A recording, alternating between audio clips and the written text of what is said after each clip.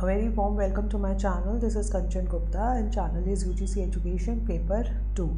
So I am back with another session, right? So today's topic is ADDIE model design. This is very important from exam point of view and this is coming from 8 to 9 unit, right? So last we have covered with all the types of research. Please do watch and plus उसमें 10 minutes का मैंने जो है differences for more clarity, क्योंकि हम लोग individual जो है टाइप ऑफ रिसर्च पढ़ लेते हैं, लाइक हमने एक्सप्लोरेटरी पढ़ लिया, एक्सप्लेनेटरी पढ़ लिया, बट वी डोंट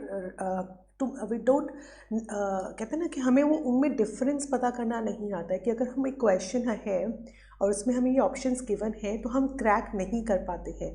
इसीलिए उसको क्लैरिटी के लिए मैंने 10 मिनट्स का जो है शॉर्ट्स तैयार किए हैं जिसमें आपको क्लैरिटी हो जाएगी कि कौन सा रिसर्च टाइप किस तरीके से दूसरे से डिफरेंट है, right?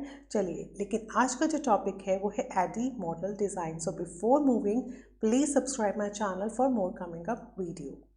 ADDIE model is a very important model. आज इसकी आपको इतना कॉन्सेप्ट क्लियर होगा क्योंकि मैंने इसमें काफ़ी पिक्चर्स इंक्लूड किए हैं, काफ़ी मैंने जो है इसमें काफ़ी पॉइंट्स इंक्लूड किए हैं। So let's start. First of all discuss करते हैं इंट्रोडक्शन। इंस्ट्रक्शनल जो डिज़ाइन है is also known as the instructional system design, यानी कि ID is also known as the system design, ISD is a practice of systematically. ये हमेशा याद रखना है हमें कि जो ADDIE मॉडल है दैट इज़ द सिस्टमैटिकली। क्या होता है ये? सिस्टमैटिकली, यानी कि स्टेप बाय स्टेप चलता है, राइट? डेवलप करता है डिलीवरिंग इंस्ट्रक्शन प्रोडक्ट्स और एक्सपीरियंसेस, इंस्ट्रक्शंस देता है step by step. ADDIE was develop by the Florida state university in 1975। ADDIE was selected by the armed services. जो मॉडल बनाया गया था वो आर्म्ड सर्विसेज जो थी एज अ प्राइमरी मीन्स, उसको उन्होंने सेलेक्ट कर लिया था फॉर डेवलपिंग द ट्रेनिंग, कि लोगों को ट्रेन करना है तो उसके लिए उन्होंने ये जो परफॉर्मर था वो सेलेक्ट कर लिया था। At the time the term ADDIE was not used but rather SAT use किया जाता था। जब ADDIE से पहले SAT था। SAT इसका फुल फॉर्म है सिस्टम अप्रोच टू ट्रेनिंग। याद रखेंगे, system approach to training, right? And उसके बाद आया था ISD यानी कि इंस्ट्रक्शनल सिस्टम डेवलपमेंट। सो इस तरीके से जो है ADDIE मॉडल आया था। ADDIE जो है इंस्ट्रक्शनल एक डिज़ाइन मॉडल है, इंस्ट्रक्शंस गिवन है यहाँ पे, use to maximize the effectiveness, efficiency and appeal of training. ये वर्ड याद रखेंगे कि ये प्रोवाइड किया जाता है ट्रेनिंग के लिए, राइट? एंड लर्निंग एक्सपीरियंसेस के। It is a step by step process that help करता है ट्रेनिंग स्पेशलिस्ट प्लान में एंड क्रिएट करता है ट्रेनिंग प्रोग्राम को। तो इसमें हमने दो चीज़ें सीखी हैं। First, it's a systematical process है, सिस्टम के थ्रू चलता है, एंड सेकंड ट्रेनिंग पर्पस के लिए यूज़ किया जाता है। इसके 5 फेजेस होते हैं। First we have to analyse, then design it, then develop it, implement it and then उसके बाद evaluate it. So it represents a dynamic flexible guideline है for building the effective training and performance support tool. ये help करता है performance को increase करने में and it is plain like a support tool. Moving on, the purpose of ADDIE is to ensure करना होता है structured framework to every course each time they are created, कि हर टाइम जो भी वो फ्रेमवर्क, हर जो भी वो ट्रेनिंग प्रोग्राम क्रिएट कर रहे हैं उसके अंदर वो स्ट्रक्चर्ड वाइज चले। जैसे इमेजिन कीजिए having a quiz at the beginning of the lesson prior to reading the material. This is just in one example that ADDIE model seeks to avoid. It is use to help करता है organise करने में, एक आपको एक stream line बना देता है आपके कोर्स कंटेंट की। मैं आपको अभी एग्जांपल भी दिखाऊंगी कि जो भी आपका एक पूरा कोर्स कंटेंट है उसकी आउटलाइन देता है ये, कि फर्स्ट जो है आपको क्या फॉर्म भरना है, उसके बाद आपको जो आप ब्राउचर देखते हैं आपको, फिर उसके बाद फॉर्म भरने के बाद आपको इस काउंटर पर जाके उसे सबमिट करना है, सबमिशन के बाद इस टाइम पे जो है उसका एग्ज़ाम होना है, ये होता है। उसके बाद डिज़ाइन किया जाता है, उसका प्रॉपर क्या डिज़ाइन है। This is a design model, ये वर्ड याद रखेंगे हम। दिस इज़ अ एक डिज़ाइन मॉडल है। बाय मैनी प्रोफेशनल जो डिज़ाइनर्स होते हैं, टेक्नोलॉजी बेस्ड टीचिंग करते हैं। It represents a dynamic flexible guidelines होती हैं इसमें, की वर्ड है यहाँ पे। यहाँ क्या होता है, फ्लेक्सिबल गाइडलाइंस दी जाती हैं। And then building effective training होती है, जो कि ये परफॉर्मेंस टूल का काम करता है। एडी डज नॉट सजेस्ट और follow the specific learning theory. कोई एक लर्निंग थ्योरी, स्पेसिफिक लर्निंग कोई भी एक स्पेसिफिक लर्निंग थ्योरी को फॉलो नहीं करता। It is a project management tool.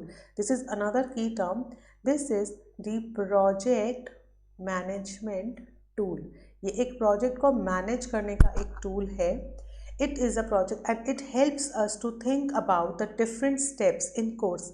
और जो हम कोर्स प्रोवाइड कर रहे हैं उसमें आने वाले जो डिफरेंट स्टेप्स हैं उसको डिज़ाइन करता है। सो हमने की पॉइंट्स क्या क्या पढ़े हैं अभी तक में, कि ये एक स्टेप बाय स्टेप प्रोसेस है, राइट। एंड मोस्टली कहाँ यूज़ होता है, फॉर द ट्रेनिंग पर्पस के लिए यूज़ होता है। देन ये एक डिज़ाइन मॉडल है, design model, right, and flexible है, प्रॉपर गाइडलाइंस है इसमें, फ्लेक्सिबल गाइडलाइंस आपको मिलती हैं। प्रोजेक्ट मैनेजमेंट टूल है। Yes, moving on to the picture. देखिए फर्स्ट जो एनालिसिस आप देख रहे हैं, एनालिसिस का एक ब्रीफ है कि your situation to understand the gap you need to fill. यहाँ एनालिसिस किया जाता है कि परफेक्शन लेने के लिए और जो अभी आपकी सिचुएशन है उसके बीच में क्या गैप है, मतलब क्या क्या नॉलेज आपको देना है, क्या ट्रेनिंग आपको देनी है, उस चीज़ का पूरा जो है एक एनालिसिस किया जाता है। उसके बाद उसी के अकॉर्डिंग जो है वो डिज़ाइन किया जाता है। डिज़ाइन मतलब based on your analysis. Analysis के बेस पे हम क्या करते हैं, इन्फॉर्म डिसीजंस क्रिएट करते हैं कि चलिए ठीक है ये देना है इसको। जैसे मेरे पास एक इंग्लिश लर्निंग स्पीकिंग जो है कोर्स में चला रही हूँ, तो फर्स्ट हैंड मैंने उसका एक टेस्ट लिया है एनालिसिस करने के लिए कि मुझे उसको लेवल 1 में डालना है या लेवल 2 में डालना है, ठीक है। तो ये एक एनालिसिस होता है। उसके बाद उसी के अकॉर्डिंग जो है मैं डिज़ाइन करती हूँ। सपोज़ उसने जो है 40 मार्क्स आउट ऑफ 100 उसने स्कोर किया है, तो लेवल 1 देने का उसको कोई फ़ायदा नहीं है, तो मैं उसके लिए लेवल 2 क्रिएट करूँगी, दैट मीन्स डिज़ाइन, राइट। सो मैं उसके लिए लेवल 2 का डिज़ाइन करूँगी on the basis of analysis. तो this is a step by step कि first you have to analyze the situation to fill the gap between them, right। उसके बाद आप डिज़ाइन करेंगे, then हम डेवलप करेंगे। मैंने अब उसका डिज़ाइन तैयार कर लिया है कि मुझे उसे क्या क्या पढ़ाना है, अब डेवलप करूँगी।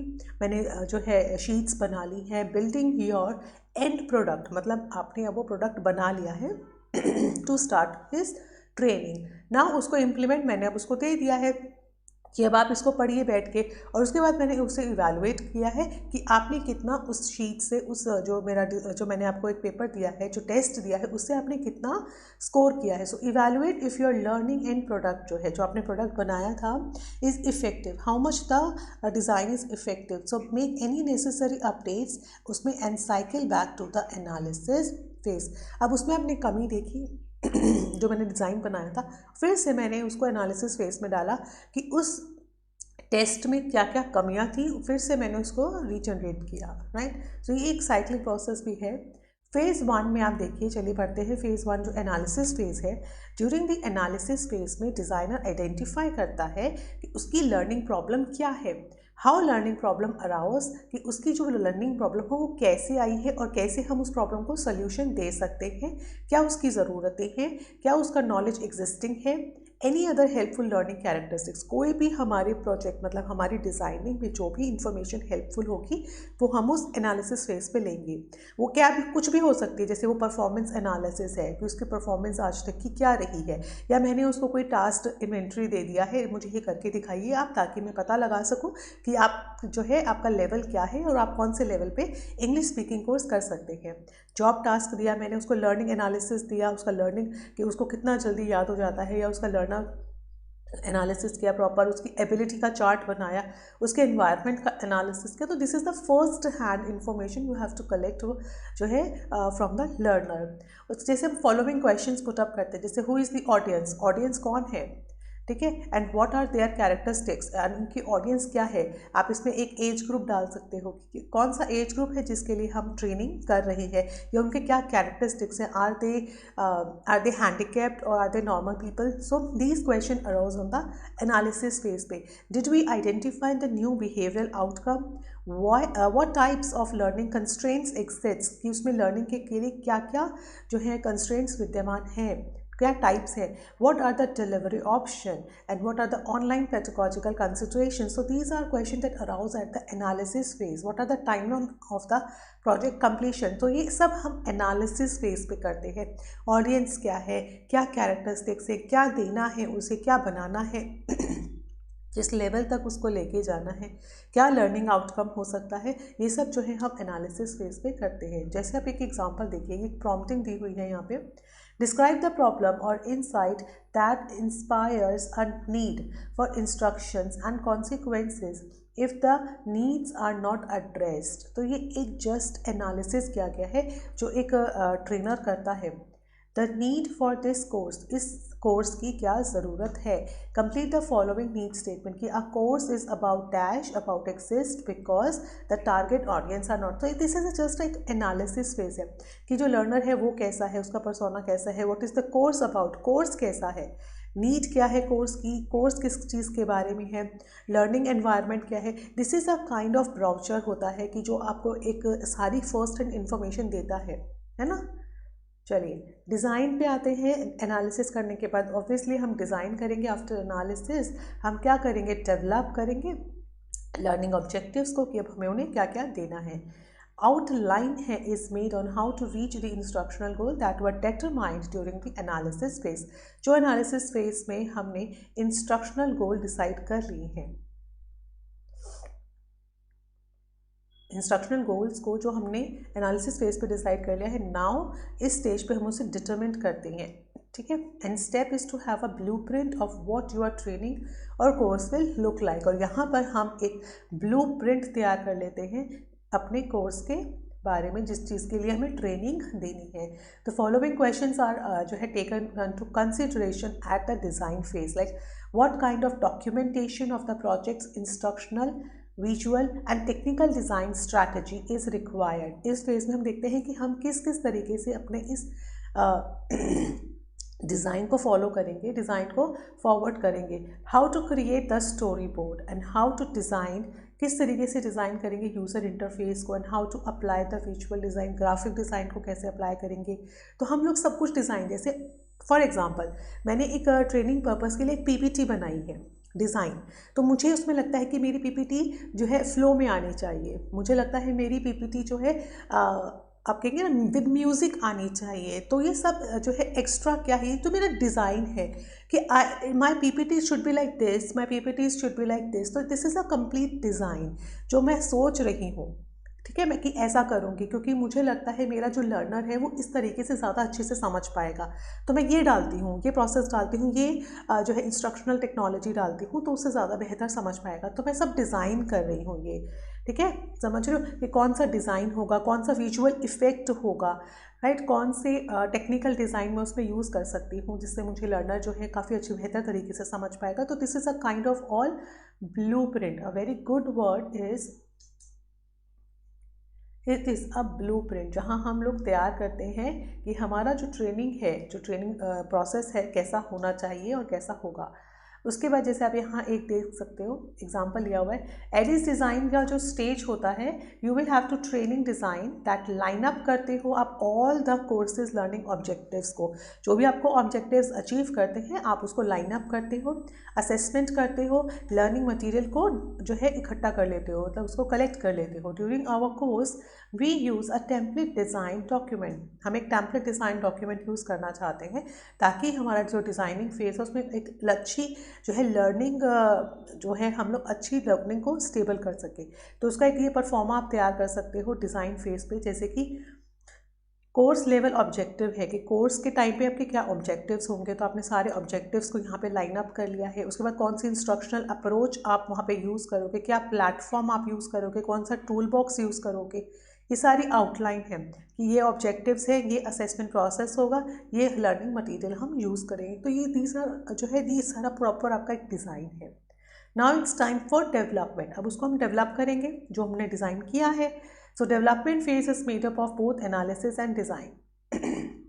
Development of the instruction, its content, all media to be used in the instruction. जो भी हमने अब डिसाइड किया कि मुझे ये मीडिया डालना है, अब इट्स टाइम टू डेवलप, उसको हम डेवलप करेंगे। All the learning materials and other supporting documentation whatever you want to add in your course, वो आप उसमें क्रिएट करके उसको देते हैं। लर्निंग इंटरवेंशन जो है should be finished in hand and ready to launch. Now it's time to ready to launch का मतलब आप समझ ही सकते हैं कि अब हमने डेवलप कर दिया है। Now our course is ready to launch at this phase.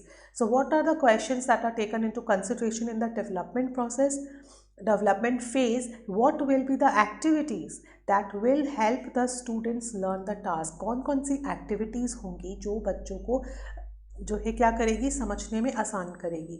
What kind of delivery method होगा, handouts दोगे या tapes के थ्रू दोगे?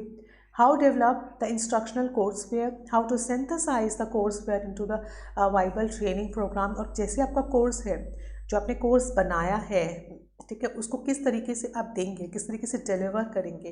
Validate the instruction to ensure करना कि it accomplishes all the goals and objectives, और उसका ध्यान रखना कि हमारे सारे ही जो गोल्स हैं, सारे ही जो ऑब्जेक्टिव्स हैं वो अचीव हो जाए, right.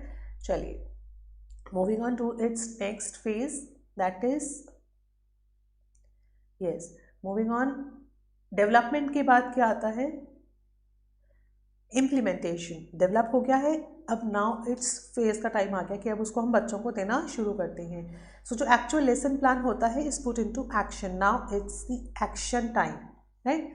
Now it is the action time कि जो आपने तैयार कर लिया है अब उसको देने का समय आ गया है। The presenter is ready to deliver the instruction to the learner and all materials is distributed and demonstrated to the learner. जो भी उसने बताया है अब आप अपने लर्नर को दे देंगे। What questions taken into consideration, like have the facilitators जो ट्रेनिंग है कवर द कोर्स करिकुलम, कि जो उसने वो बनाया है प्रॉपर, जो उसने कोर्स बनाया है वो करिकुलम को कवर करता है क्या? लर्निंग आउटकम्स इसमें आएंगे, कौन से मेथड्स ऑफ डिलीवरी आप यूज़ करेंगे, उसमें क्या क्या प्रोसीजर्स आप टेस्ट कर रहे हैं। Has the project manager ensured about the functionally of the book, कि कैसे वो बुक फंक्शन कर रही है। Hands on equipment, tools, CD-ROM, softwares कौन कौन से यूज़ किए हैं, और कितना इम्प्लीमेंट के बाद पता चलता है कि आपने कौन कौन से यूज़ किए हैं और क्या लर्नर उसे इंजॉय कर रहा है। उसके बाद आता है 5 नंबर, जो उसका लास्ट जो फेज़ है, that is evaluation. Yes, evaluation दो तरीके से, फॉर्मेटिव एंड सबमिटिव। फॉर्मेटिव होता है ईच स्टेज पे आप उसको जज करते हो, उसको टेस्ट करते हो, उसका टेस्ट लेते हो लर्नर का, एंड विच हेल्प करता है before the actual lesson is delivered. Actual lesson deliver करने से पहले आपको पता चल जाता है कि बच्चे का लेवल क्या है। समेटिव के बाद आपको पता चल जाता है consist the test design for criterion related referenced item इसमें इंक्लूड कर ली जाती है, ताकि बच्चा आगे जाकर, देखिए ट्रेनिंग जैसे B.Ed की ट्रेनिंग होती है उसमें हम उसे एक मास्टरी लेवल तक जो है ट्रेंड करते हैं, ठीक है, जिसमें हम क्राइटेरियन रेफरेंस जो क्वेश्चंस होते हैं वो डालते हैं ताकि उसका जो लेवल है वो अप हो सके, राइट। और उसको फीडबैक जो है अपॉर्चुनिटी दी जाती है for feedback from the learners. What questions taken into consideration, have they evaluate each phase, क्या हर एक फेज को अच्छे से इवैल्यूएट किया गया है। Have the facilitator revise the training to make it better, क्या वो उसको बार बार रिवाइज करेगा अगर इसमें कुछ कमी आती है। And has all the goals been achieved, और क्या जो उसने गोल डिसाइड किए थे वो सभी अचीव हो गए हैं। So these are 5 phase. I hope आपको एक एक फेज मैंने बहुत क्लैरिटी से समझाया है, क्योंकि ट्रेनिंग पर्पज से है तो इसलिए स्टेप बाय स्टेप चलेगा। Now advantage, what are the advantage and what are the disadvantage? So it saves the time and cost effective, it promotes the effective learning, it's a systematic learning, right? It's a systematic learning, dynamic है, flexible है, effective training purpose से होता है, performance support tool है, use of rapid prototyping, right, इसमें काफ़ी जो है बार बार आप प्रोटोटाइपिंग देखेंगे। लीनियर अप्रोच है, की पॉइंट है। कॉन्टिन्यूअल फॉर्मेटिव फीडबैक है यहाँ पे कि आपको फॉर्मेटिव फीडबैक पे मिलता रहता है। डिसएडवांटेजेस, एनालिसिस फेज का सबसे बड़ा जो डिसएडवांटेज होता है वो बड़ी लेंथी चला जाता है।